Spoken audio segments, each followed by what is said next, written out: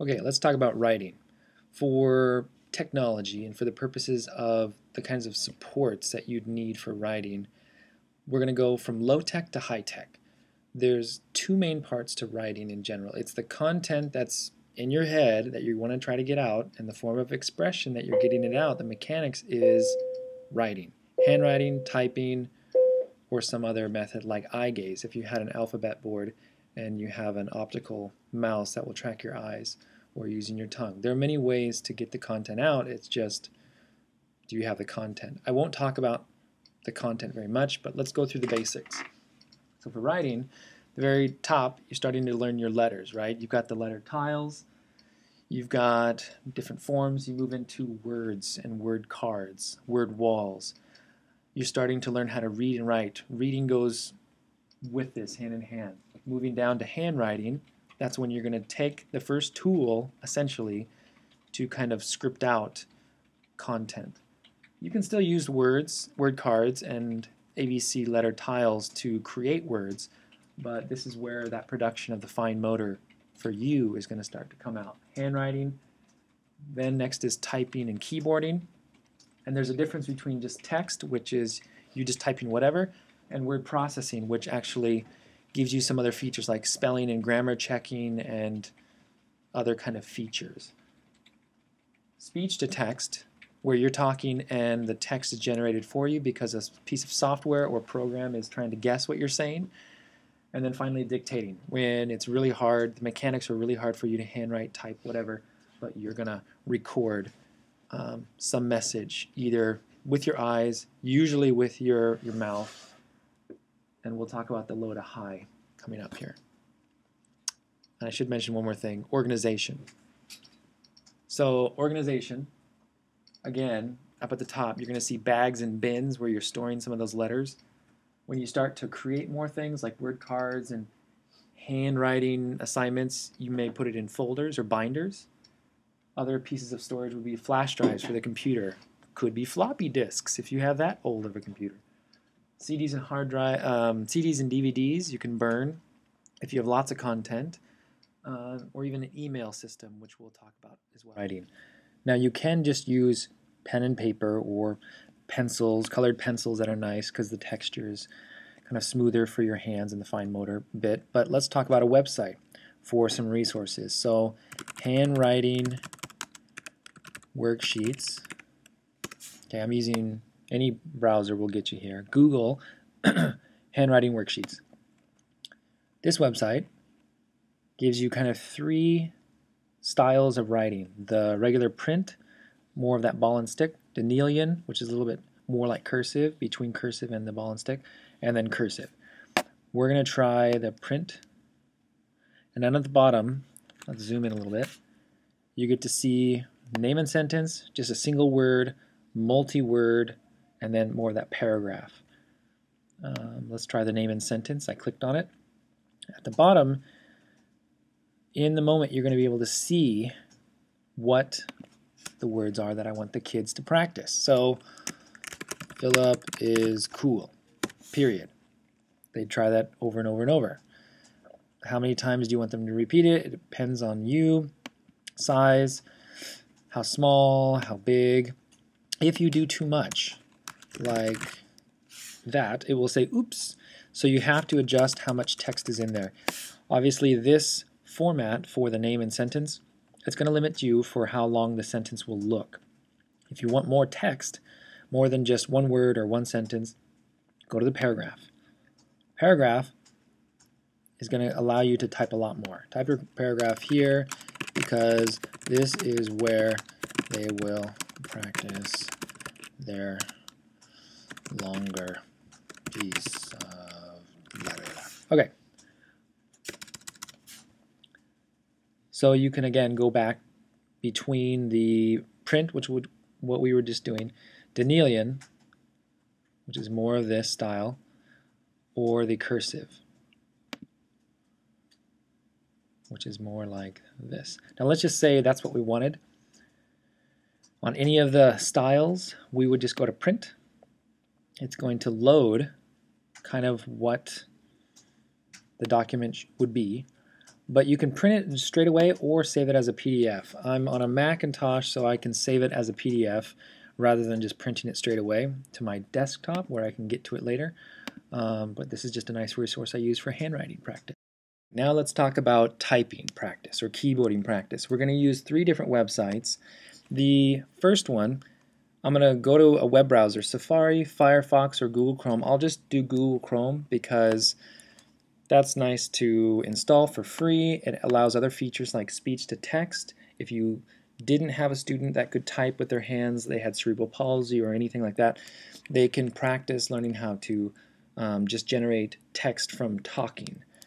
You'll notice features like this little microphone in here are embedded in some of the things for Google Chrome. The first website is called www.typing-lessons.org, created by a man named Peter in the UK. It's pretty great. It's pretty basic. You'll see these lessons are on the left side here, 1 through 18. The first one is only working on the left hand. It shows you where your fingers should go, and at the bottom of every lesson you will click on a little practice. And as you're typing, you'll notice that the keys start fading away. If you make a mistake, like hitting A instead of S or F, then you get that kind of feedback, the eh. Space will also, if you hit S or A or whatever, when there's supposed to be a space, it will give you the feedback as well. It's basic. It doesn't show you exactly the keys that you are typing, but it's good practice because you can see at the very, very end, once you work all the way through, how fast you did it, how long it took you, how many errors. Once you get to the lesson number 10, this is where you put in any text from anywhere. A Word document, out on the desktop, another website. You can copy and paste text in there. I'm going to copy, I'm highlighting, I'm dragging from one side to the other and highlighting a piece of text. Don't worry about this right here. I'm hitting Command or Control C for copy, and then I'm clicking into this box, Command or Control V. So you can bring in content specific to like social studies or history or math, word problems, whatever it is, and then begin your own custom exercise. It's nice for the students that are working through something that is specific to an assignment, and it will give you the same feedback when you don't hit the right key, like space or some letter like M instead of T.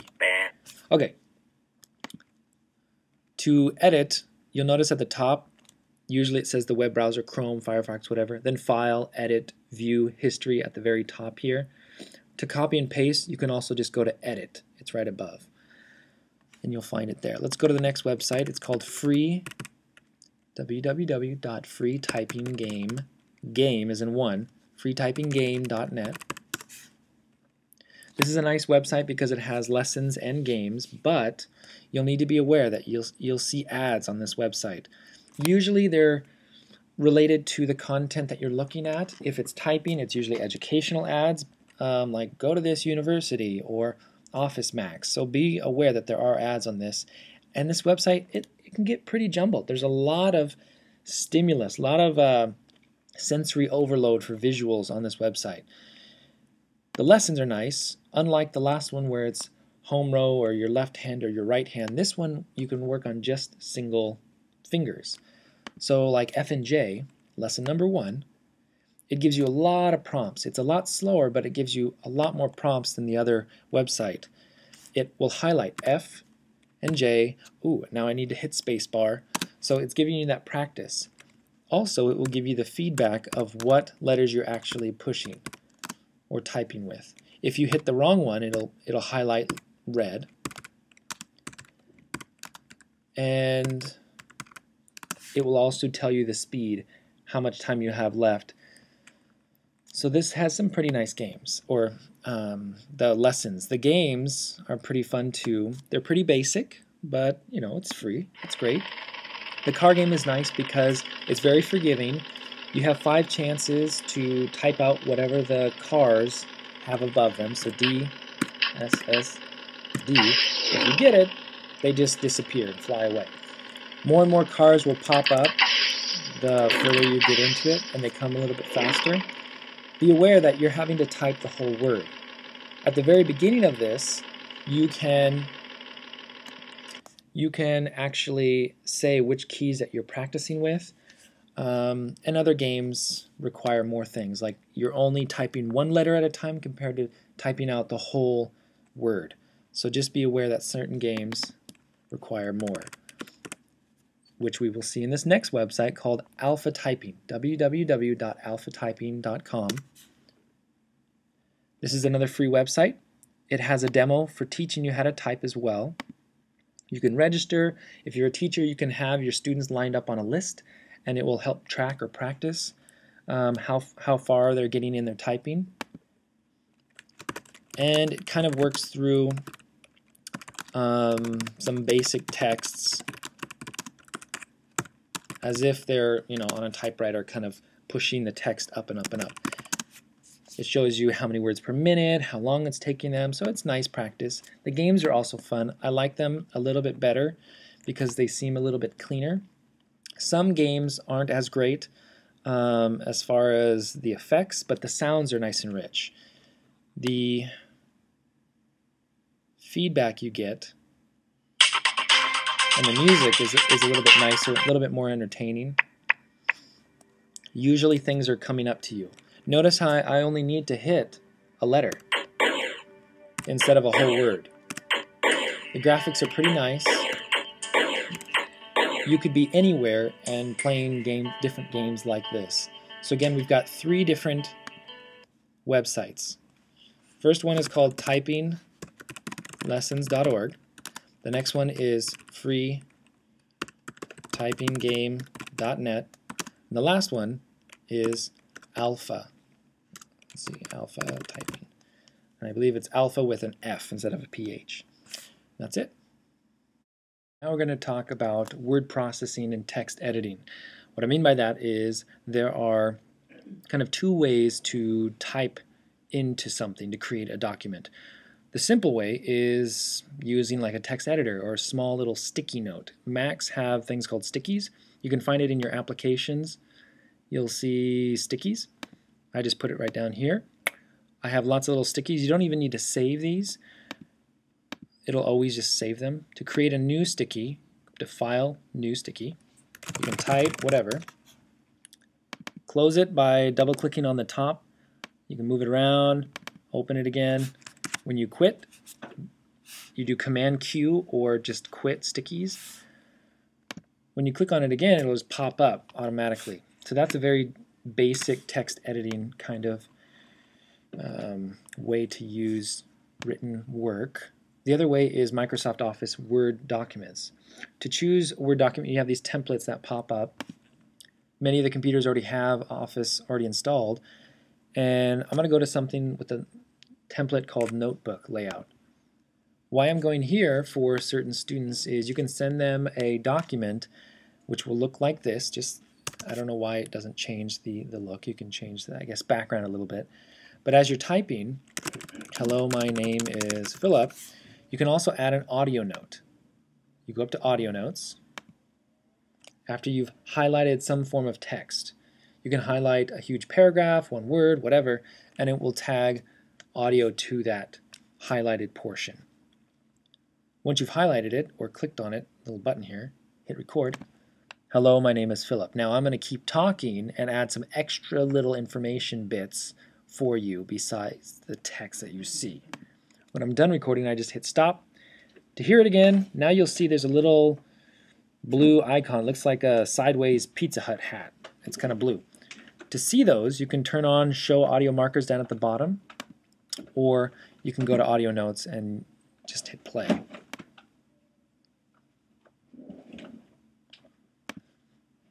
To hear it, you can just hit play or stop, or you can just click on that little blue icon. So those are audio notes. Word document does the same thing, it just doesn't have the lines or the audio features. The other thing that's free is software that you download from a website called OpenOffice. OpenOffice essentially does the same thing as Microsoft Office. Excel documents for spreadsheets, Word documents for text documents, presentations like PowerPoint. but it's free. And again, it works for PCs or Macs. So I'm going to create a text document, and it's going to open up something very basic. Hello, my name is Philip. Now what's also cool about OpenOffice is there's a little add-on that you can get that puts in word prediction for certain words that are longer than 5 letters. It's not turned on right now, but you can turn it on later. This is another free word processing piece of software if you didn't want to buy or you don't have on the computer Microsoft Office. The other piece is then going online. Now, when we talk about email, that's an online storage place for assignments, for documents, scanned images, audio files. It's just nice to have so that teachers and parents can access that content that a student is working on, as well as the student themselves. But if we go to, let's say, using Safari or Internet Explorer, there are a few email accounts that you can try to create. I personally like Google accounts for Gmail, but you can also have Yahoo. So let's just go to Yahoo. Yahoo has its own, this is Yahoo right here, main website. Yahoo has their own search engine like Google. Google is a search engine. They both have their own email account systems hooked up to them.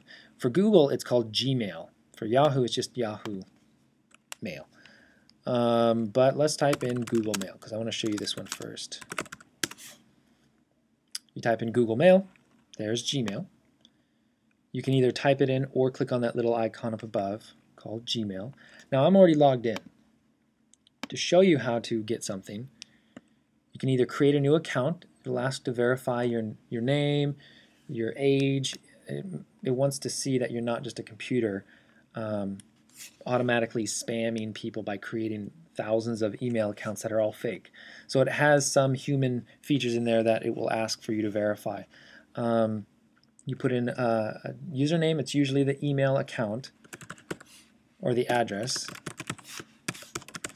Mine is very basic, philip.kirkinen@gmail.com. You put in a password. You have to put it in twice when you set up the account, but there you go. Now what's nice about Google account is once you've created it, your email, you also have these other features like Drive. Drive right here is a place where you can create Word documents, Excel documents, presentations, forms, lots of stuff, lots of content. Let me open that one more time. Okay, you're going to see the green are usually like Excel kind of spreadsheets, and the blue are Word documents. To add another one or create another one, you can just click on it. I'm going to go to an untitled document. Now you'll notice I can start typing in here, editing, doing whatever. And because I'm in Safari, there's only so much I can do. You know, I can save, I can send this to somebody else. It's just an online version of a word processor. However, if I was using Google Chrome to get on my Google account, which I will do right now, there is an add-on or a plugin. I'm going to show you right here. Then I'm going to go to Google, go to my Gmail, sign in, and then when I look at that content, okay, hold on. Then there's another little tab, and I will show you what that's called.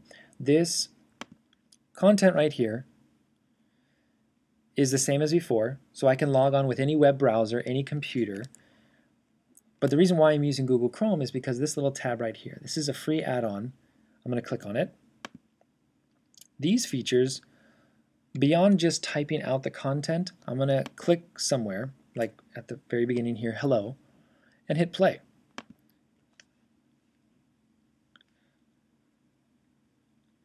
Now what you don't hear is the actual computer trying to read it to you. So let's see if you can hear that now.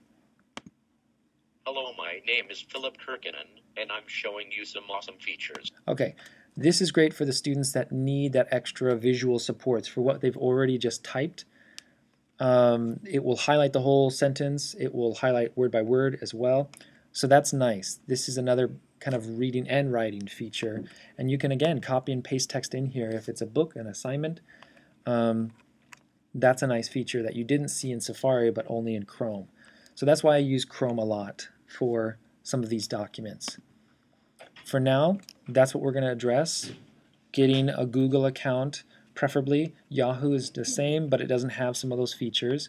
Google Chrome, again, works with that speech-to-text website, TalkTyper, and we will go from there.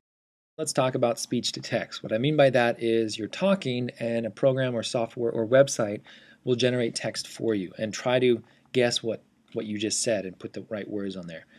I'm going to go and look at two things. An app that is embedded in a web browser, and then the other thing is a website itself. Safari, Firefox, Google Chrome, those are web browsers. What I'm going to look at is Google Chrome. This website only allows Google Chrome to use it. So if you don't have Google Chrome, to get there, open up any other web browser. Safari, Internet Explorer, Firefox, it doesn't matter. Go to Google's website, www.google.com, type in Google Chrome.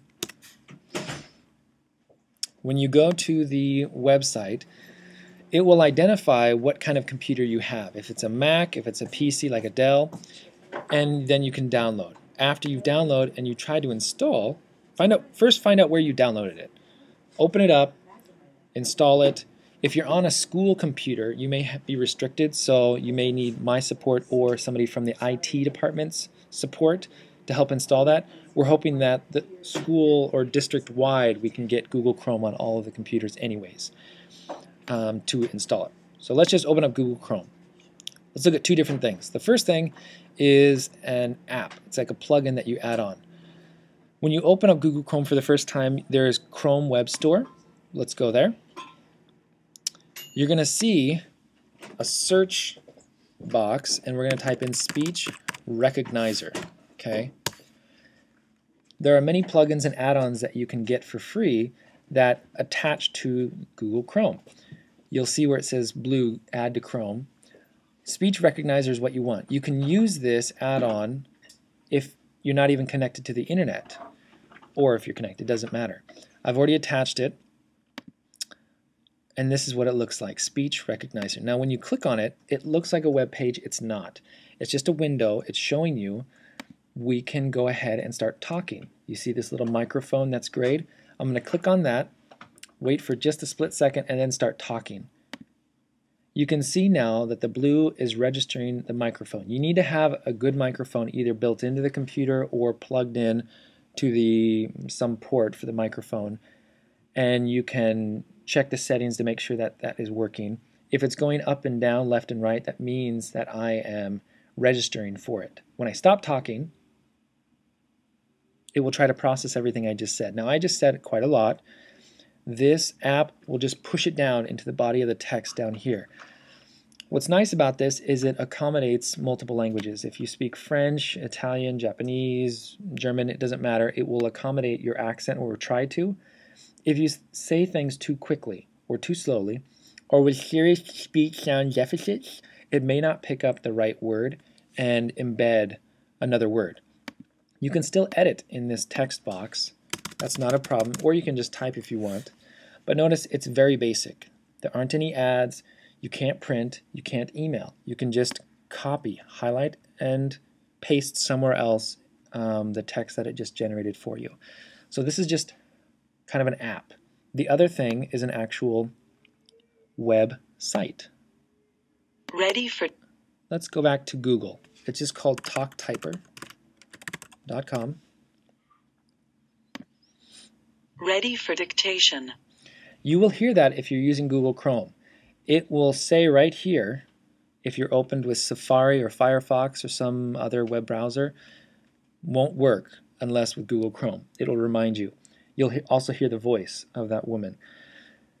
It does the exact same things, but notice that this is now a website.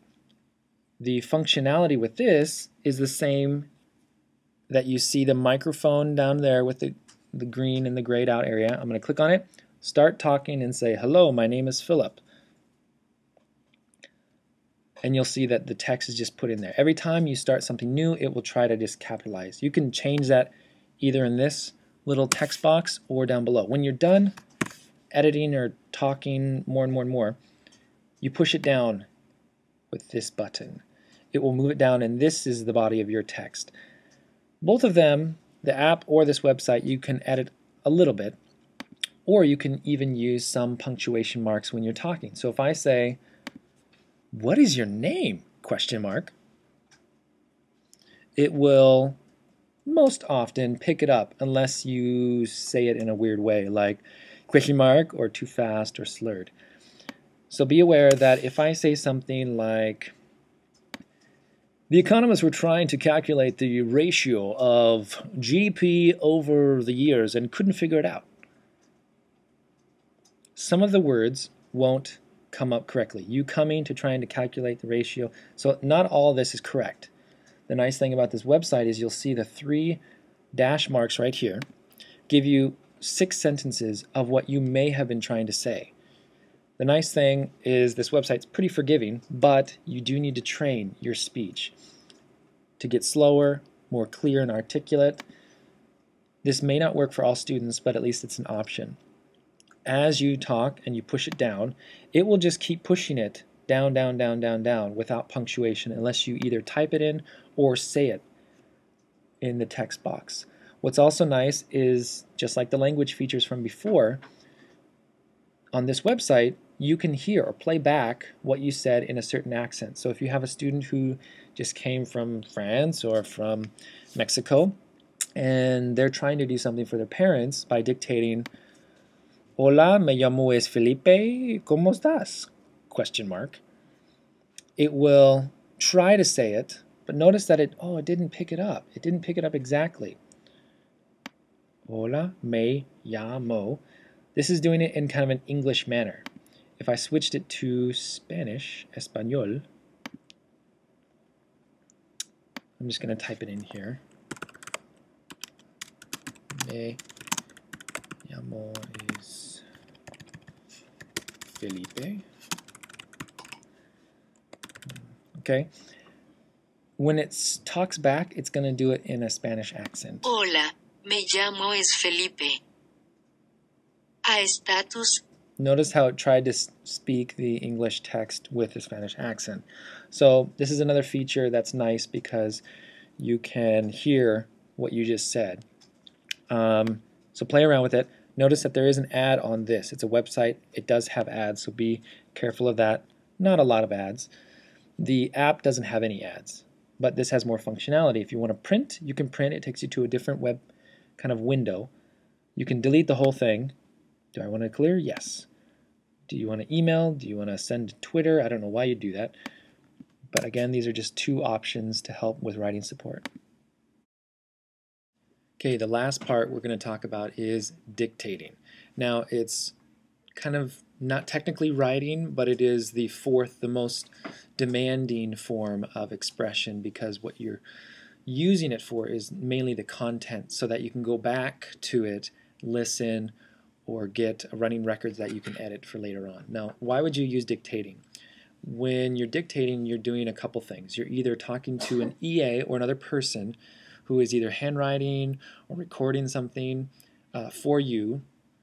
You can either use an audio recorder, or you can use a piece of software on a computer, on an iPad, to record that content for later on. Now, dictating, talking, a lot of it depends on your speech intelligibility. Can you understand what you're saying? Can someone else understand what you're saying? We only want to use it when it's meant for the content, the sequence, the ideas, because state assessments and testings won't allow an EA or another teacher to handwrite what the words are that a student is saying, because they tend to use better spelling than students. Punctuation is correct, and students have to do that all themselves using a thesaurus, a dictionary, or some word processing piece of software. Again, dictating, it's allowed in a work sample if you attach an audio file with the work sample the student has completed, but again, you cannot have an EA typing or writing out anything the student is saying, because they tend to add everything correct, and the state wants to see the student be able to express themselves using writing as a tool. So there's two parts to writing, right? There's the content and there's the mechanics. What we're trying to get is all that content, and then the mechanical piece will come later, the typing, the handwriting, all of that. So let's look at our little scale here for writing. The lowest of low tech is the ABC letters and tiles. You've got then your word cards like flashcards, sight words, word walls, whatnot. Handwriting, that's when we start getting that skill out. The mechanics of us doing it ourselves, the punctuation, the sentences. Typing is starting to get a little bit more high tech because you're using another device or tool to get that typing out. Even a calculator, okay? That's still typing or keyboarding. Speech to text, if your mechanics for typing or handwriting are just too slow, but you have a lot of content, maybe this is another option for you to choose. But we're talking about dictating. Why it's even included in here, because it requires a pretty sophisticated piece of equipment, like a computer, a person, or just a tape recorder or some audio recorder. Again, you're only going to use dictating for content, to get those ideas out, to get the format and the sequence of ideas out. That is it.